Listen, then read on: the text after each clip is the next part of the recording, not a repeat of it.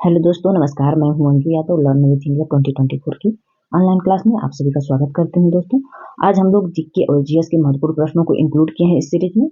और ये series BPSC TRE 3 और 4 को टारगेट करके बनाया जा रहा है, जो बिहार में शिक्षक भर्ती होने वाली है उसी को टारगेट करके बनाया जा रहा है।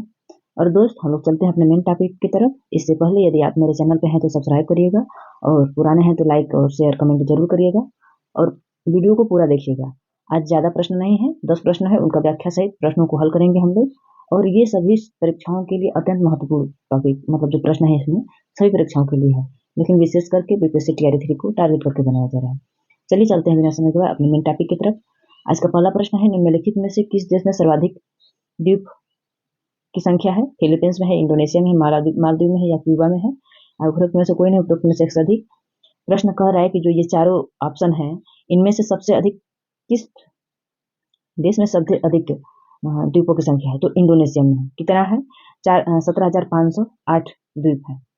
इंडोनेशिया में 17,508 द्वीप है। और देख लेते हैं कि किस देश में सर्वाधिक है।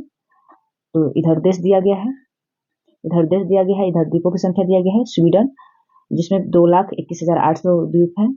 नॉर्वे में 55,000 है लगभग। कनाडा में 52,455 है। इंडोनेशिया में 17,508 द्वीप है। और ऑस्ट्रेलिया में 8,222 द्वीपों की संख्या है। अगले प्रश्न पर चलते हैं। प्रश्न दिया है, सुंडा ट्रेंच किस द्वीप के समानांतर है? प्रश्न दिया है, सुंडा ट्रेंच किस द्वीप के समानांतर है? जावा, मालदीव, सुमात्रा, मॉरिशस। उपरोक्त में से कोई नहीं, उपरोक्त में से एक से अधिक। तो जो सुंडा ट्रेंच है वो सुमात्रा के समानांतर है। जो सुंडा ट्रेंच है वो सुमात्रा द्वीप के समानांतर है। और देख लेते हैं इससे संबंधित प्रश्न। गर्त महासागरों का सबसे गहरे भाग को कहा जाता है? ट्रेंच को गर्त कहा जाता है, तो वही है गर्त महासागरों को सबसे गहरे भाग को कहा जाता है। सामान्यतः 5500 से मीटर से अधिक गहरे होते हैं। जो गर्त या ट्रेंच होते हैं वो 5500 मीटर से अधिक गहरे होते हैं और महासागरों के नितल के छोर पर स्थित होते हैं। यह महासागरों के नितल यानी निचले छोर पर स्थित होते हैं। इसकी उत्पत्ति विवर्तनिक क्रियाओं से होती है। जो गर्त होते हैं उनकी मतलब उत्पत्ति हुई है या होती है, ये सब विवर्तनिक क्रियाओं से होती है। प्रायः बलित पर्वतों अद्वीपीय श्रृंखलाओं के समानांतर विनाशात्मक प्लेट किनारों पर मिलते हैं। ये प्रशांत महासागर में अधिक पाए जाते हैं। जो गर्त होते हैं या ट्रेंच होते हैं प्रशांत महासागर में अधिक पाए जाते हैं। अगला प्रश्न है, प्रश्न नंबर 3 है, एक प्रभावी कोरियालिस बल किस कारण होता है? सौरमंडल के कारण, पृथ्वी के घूर्णन के कारण, पृथ्वी के आंतरिक भाग के कारण, या कोलोराडो या और खाड़ी धारा के कारण? उपरोक्त में से कोई नहीं, उपरोक्त में से एक से अधिक। तो जो एक कोरियालिस बल है वह पृथ्वी की घूर्णन के कारण होता है। जो कोरियालिस बल है एक आभासी बल है। धरातल पर प्रवाहित हवाओं की दिशा वायुदाब तथा पृथ्वी की घूर्णन गति द्वारा निर्धारित होती है। धरातल पर जो हवाएं प्रवाहित होती हैं उनकी दिशा वायुदाब तथा पृथ्वी की घूर्णन गति द्वारा कोरियालिस बल का निर्धारण होता है। विषुवतीय निम्न दाब क्षेत्र में ऊपर उठती हुई हवाएं ऊपरी वायुमंडल में ध्रुव की ओर प्रवाहित होती हैं। जो विषुवतीय क्षेत्र में निम्न दाब का क्षेत्र होता है वहां पे हवाएं ऊपर उठती हैं और ध्रुव की ओर प्रवाहित होती हैं, लेकिन पृथ्वी की घूर्णन बल के कारण पूर्व की ओर विक्षेपित हो जाते हैं। इस बल को सबसे पहले फ्रांसीसी वैज्ञानिक कोरियालिस ने बताया था। इसी कारण इस बल का नाम कोरियालिस बल पड़ गया।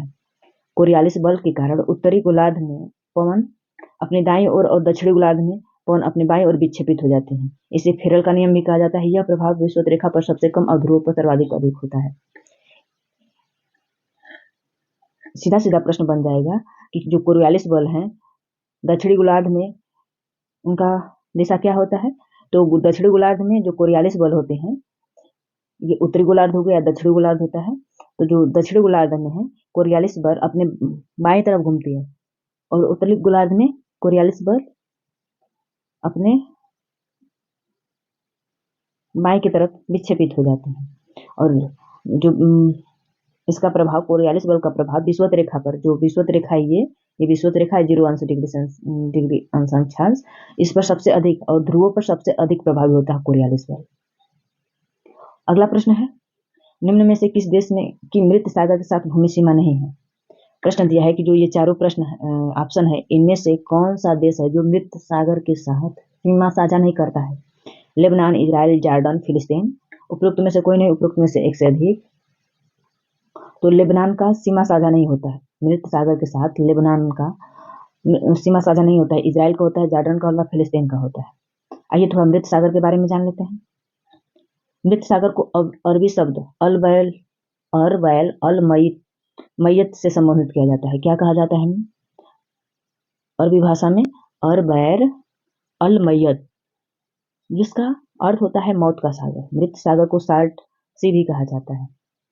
प्रश्न बन जाएगा कि अरबी भाषा में मृत सागर का मतलब क्या होता है? तो अल वैर अल मैयत, जिसका हिंदी में अर्थ होता है मौत का सागर।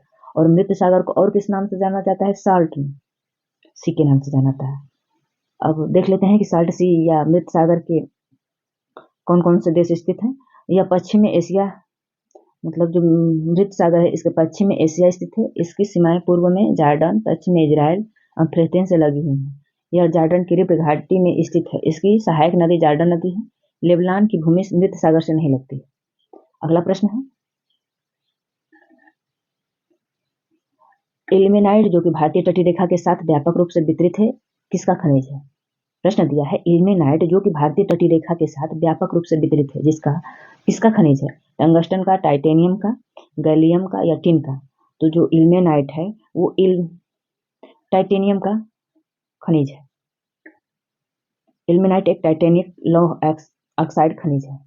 क्या है? इल्मेनाइट टाइटेनियम लौह ऑक्साइड खनिज है।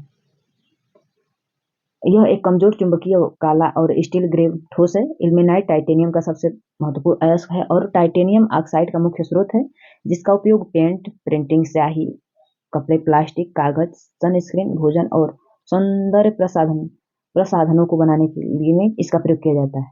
अगला प्रश्न है, प्रश्न नंबर 6 है, विक्रमशिला विश्वविद्यालय की स्थापना किसने की और नालंदा विश्वविद्यालय को पुनर्जीवित किसने किया था? गोपाल ने, वसुदेव ने, श्रीगुप्त ने या धर्मपाल ने? तो विक्रमशिला विश्वविद्यालय की स्थापना धर्मपाल ने किया था तथा नालंदा विश्वविद्यालय का पुनर्जीवन ये धर्मपाल ने ही किया था। ऑप्शन नंबर डी सही होगा। और विक्रमशिला जो विश्वविद्यालय है बिहार के भागलपुर में स्थित है। इसके संस्थापक धर्मपाल राजा हैं। और कुछ जान लेते हैं। बिहार का सबसे पुराना गिरजाघर पादरी की हवेली है। पादरी की हवेली पटना में स्थित है। कहाँ पे? पटना में। पादरी हवेली का दूसरा नाम ब्लेड वर्जिन मेरिन का दर्शन है। ब्लेड्स वर्जिन मेरी का दर्शन है। रोमन कैथोलिकों ने प्रथम बार 1713 में पटना में इस गिरजाघर का निर्माण कराया था। एक विनीसियन वास्तुकार टरेटो ने 1772 में मौजूदा गिरजाघर को फिर से एक डिजाइन किया था। अगला प्रश्न है,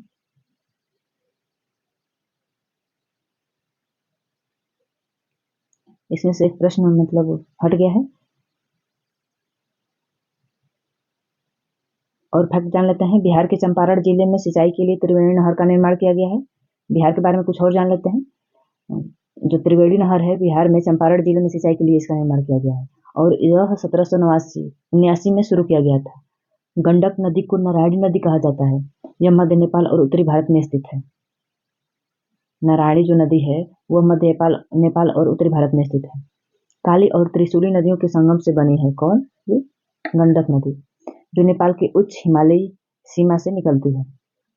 अगला प्रश्न है, ग्रेट विक्टोरिया झील मरुस्थल कहाँ स्थित है? ऑस्ट्रेलिया में, भारत में, मिस्र में, उत्तरी अफ्रीका में? उपरोक्त में से कोई नहीं, उपरोक्त में से एक से अधिक।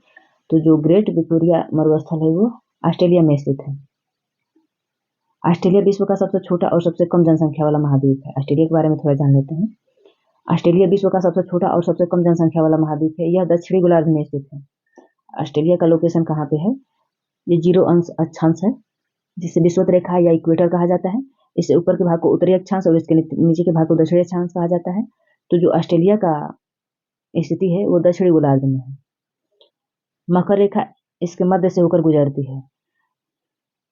मकर रेखा इसके मध्य से होकर गुजरती है। मान लीजिए 0 अंश अक्षांश है और ये 23.5 अंश उत्तरी अक्षांश है, ये 23.5 अंश दक्षिणी अक्षांश है। तो जो ऊपर का है वो कर्क रेखा है और नीचे वाला मकर रेखा है। तो ऑस्ट्रेलिया से मकर रेखा होकर मध्य से होकर गुजरती है। मकर रेखा पर स्थित होने के कारण पूर्व पश्चिम विस्तार अधिक होने से यह शुष्क महाद्वीप स्थित है। जो ऑस्ट्रेलिया मकर रेखा पर स्थित होने के कारण या पूर्व पश्चिम विस्तार अधिक होने के कारण, मकर रेखा पर स्थित होने के कारण और पूर्व पश्चिम अधिक विस्तार होने के कारण यह शुष्क महाद्वीप स्थित है, जो कि दक्षिण गोलार्ध में सबसे बड़ा मरुस्थल है। भारत में राजस्थान में थार का मरुस्थल और अफ्रीका में सहारा का मरुस्थल स्थित है। मतलब जो ग्रेट विक्टोरिया मरुस्थल है वो ऑस्ट्रेलिया में है। इसका मेन कारण क्या है, क्यों है मरुस्थल? क्योंकि जो कर्क मकर रेखा है और ऑस्ट्रेलिया का मकर रेखा पर स्थित होने के कारण और दक्षिण पूर्व पश्चिम में अधिक विस्तार होने के कारण यहाँ पर मरुस्थल का विकास हो गया है, इसलिए वहां पर सबसे बड़ा मरुस्थल स्थित है। और भारत में मरुस्थल थार का मरुस्थल है और अफ्रीका में सहारा का मरुस्थल है। प्रश्न नंबर 9 है, निम्नलिखित सागरों में किसमें औसत लवणता सर्वाधिक है? काला सागर, पीला सागर, भूमध्य सागर, उपरोक्त में से कोई नहीं, उपरोक्त में से एक से अधिक।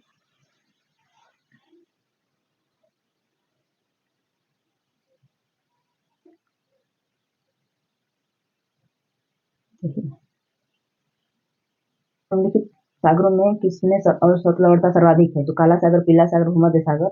ऑप्शन नंबर डी मिट गया है, वो मृत सागर है। और उपरोक्त में से कोई नहीं, उपरोक्त में से एक से अधिक। यहाँ पर डी ऑप्शन बना लीजिए, मृत सागर। तो निम्नलिखित सागरों में सबसे अधिक लवणता मृत सागर में है। आज का अंतिम प्रश्न है, मुंडा जनजाति अधिकांश बसी है, कहाँ पे बसी है? मध्य प्रदेश में, उत्तर प्रदेश में, असम में, बिहार में। तो बिहार में सर्वाधिक मुंडा जनजाति बसी है, बिहार में सर्वाधिक है। और जो अविभाजित बिहार था उसमें सर्वाधिक थे, लेकिन अब वर्तमान में झारखंड में सबसे अधिक पाई जाती है मुंडा जनजाति। दोस्तों आज के लिए इतना ही, और आगे की वीडियो देखने के लिए मेरे चैनल को सब्सक्राइब करिए, लाइक करिए, शेयर करिए, और पूरा वीडियो देखने के लिए धन्यवाद।